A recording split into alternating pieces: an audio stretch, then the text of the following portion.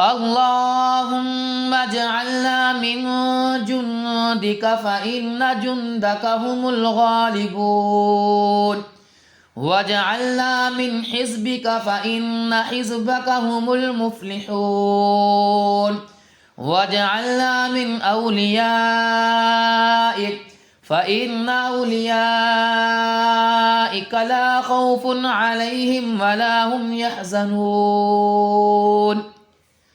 اللهم اجعلنا من جندك فإن جندك هم الغالبون واجعلنا من حزبك فإن حزبك هم المفلحون واجعلنا من أوليائك فإن أوليائك لا خوف عليهم ولا هم يحزنون